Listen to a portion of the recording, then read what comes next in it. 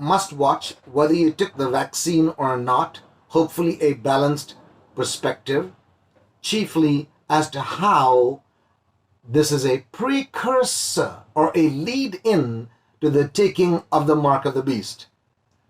Now, we're not sharing whether you believe this was beneficial or whether you were against the vaccine, but rather about how this could very well be a precursor to what Revelation chapter 13 calls the mark of the beast.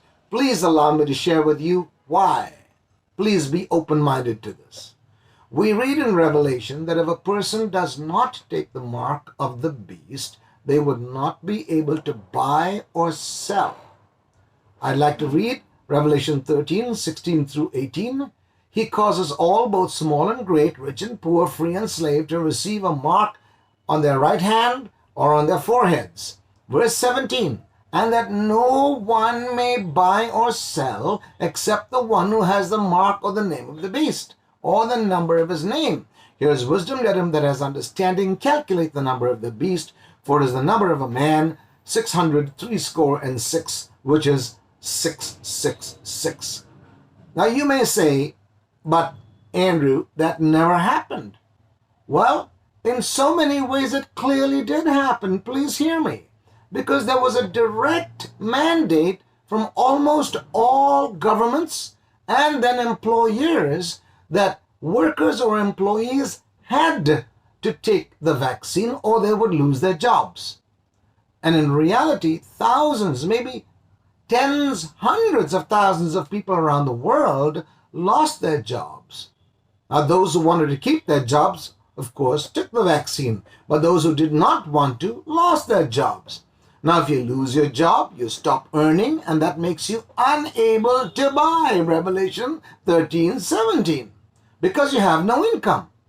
So this one direct effect of the enforcement of having to take the vaccine clearly fits with Revelation 13, 17, that if you don't take the mark, you won't be able to buy. Now, it also says you won't be able to buy or sell in verse 17 of Revelation 13. So how could one, if they didn't take the vaccine, not sell? Two ways. One is, if you had a job at a store, since you couldn't work there anymore because you didn't take the vaccine, then you're unable to sell their product. Secondly, if you were one who provided services and hadn't taken the vaccination, you would not be permitted to provide those services. So you couldn't sell yourself or your services, and thus you could not sell your product. Plainly right in line with Revelation 13, 17 again.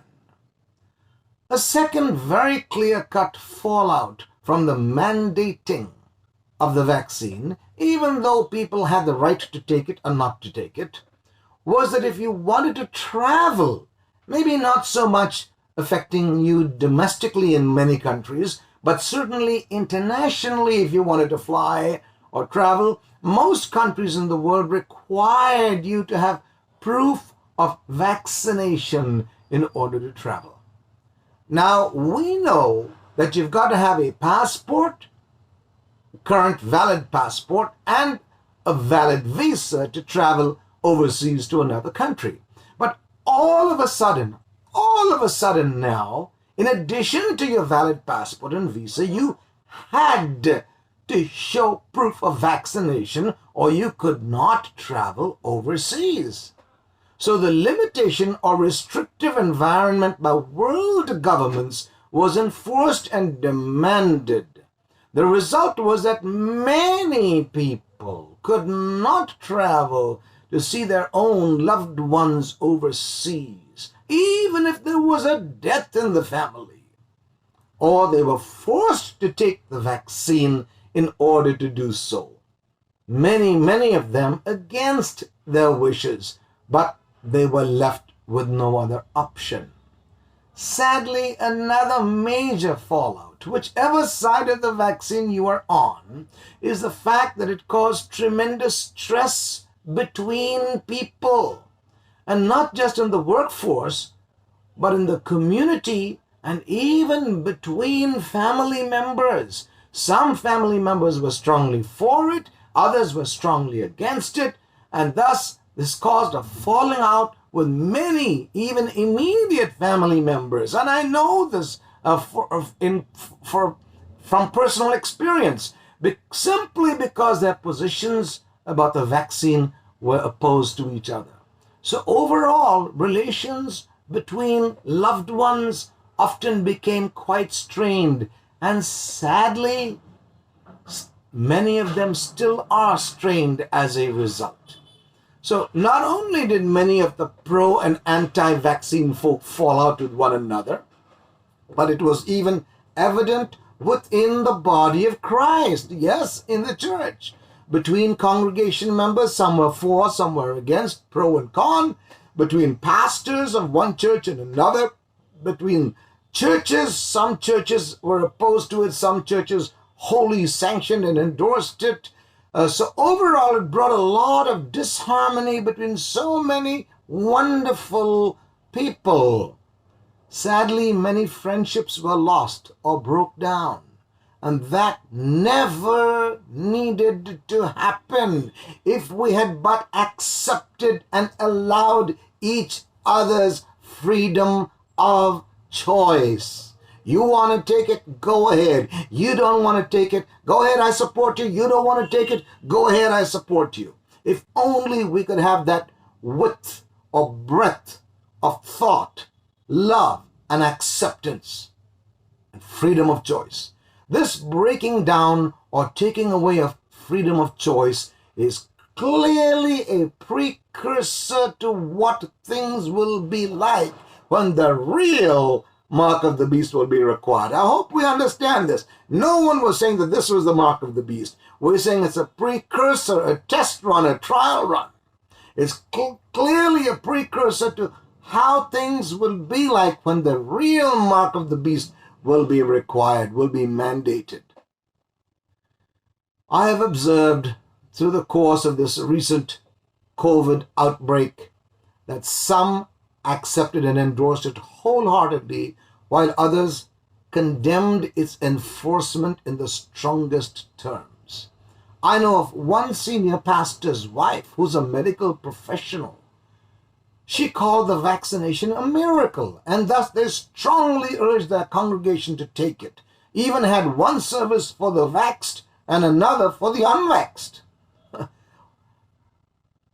Now, others have withstood and decried the vaccination to the extent that they challenged their governments, paid stiff fines, and even some were put in jail for their complete opposition to the enforcement of the taking of the vaccine and abiding by the requirements of taking it. That again is reminiscent of what would happen if the real mark of the beast is being enforced. We'd be put in jail, you'd have to starve, you wouldn't be able to earn money. Now, perhaps one of the most challenging or deleterious effects of the COVID outbreak was the strict, severe, and draconian lockdowns, which took away basic human rights, so much so that people could not leave their front yard or they would be prosecuted. People were imprisoned in their own homes en masse, without a warrant being issued for having committed a crime. You were basically in jail in your own house. Likewise, the enforcement of wearing of masks. Again, if it were an option for those who wanted to wear masks, while others would be free not to, that would be totally understandable. Believe it or not, I was pulled over, driving in my car, by a police officer, I don't want to mention which country, and I was given a ticket this one time during, while the masks were still mandated. I was given the ticket for driving in my car, windows fully rolled up, for not wearing a mask, sitting in my car, the windows fully rolled up. And are you ready for this? The police officer himself who pulled me over, he was standing on that intersection. He was wearing his mask over his mouth, but his nose was exposed. And he had the audacity to write me a ticket, and I just paid it and went on my way. Unbelievable. He had the impunity, audacity to give me a ticket while he himself wasn't doing properly what he should have done. That was both staggering and mind-boggling to me. Of course, all this was done in the name of doing it for the greater good.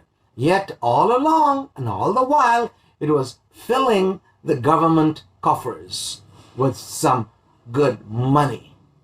Similarly, if there were an option for employees to opt to take the vaccine, while others would be free not to, again, that would be tolerable and reasonable. So these are areas where great strife and division was caused because one could not cross the road, could not leave their front gate, or could not even leave their front door without wearing a mask. And I would be remiss if we did not consider the fact that a lot of shaming was taking place, not just via media outlets, but between people. Many had resorted to name-calling of those who refused to take the vax, and I dare say, vice versa. We should not forget the influence of the MSM or mainstream media on the thinking of billions of the human populace over that time. At the end of the day, I submit, each side or group or each individual should have been given the freedom to do two things. Each side, no matter where you stood. One, to freely express how they felt, not to be clamped down on or muted, to freely express, not just verbally to friends, but on any media platform. So one, each side should have been given the ability to freely express how they felt, and two, to do as they felt in their hearts. To do as they felt in their hearts. No matter how strong the disagreement was, that would have been just, fair, equitable, balanced, and reasonable. The propagation of fear and curtailing of freedom of speech is never a wholesome thing. I repeat that. The propagation of fear and curtailing of freedom of speech is never a wholesome thing, and should never be allowed such influence again, at least not in any free society. We're not talking about communism or dictatorships. They should never be allowed in any free society again. Yet these were the primary tools of big pharma, politicians, and the mainstream media throughout that time. But I fear precedent has already been set, just as what will come to pass when the real mark of the beast is rolled out. People have been conditioned to accept what the governments and the media tell them to do. I submit this respectfully. A little P.S., postscript, slightly parenthetical but highly relevant. For now, our time right now. Ever heard of S.A.D.S, S-A-D-S? That is the acronym for Sudden Arrhythmic Death Syndrome. If you haven't heard this term yet, may I encourage you to do some simple research on it. It's being put forth by Big Pharma and the media outlets as an explanation for an unusually high number of deaths of young and middle-aged people, and even healthy athletes suddenly passing away prematurely.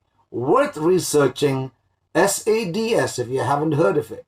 A very nice way of trying to cover up the huge increase in the number of deaths of otherwise generally healthy people. I trust you are challenged and blessed by this recording. Would you subscribe if you haven't to our YouTube channel? Hit the notification bell, like, share, and comment below.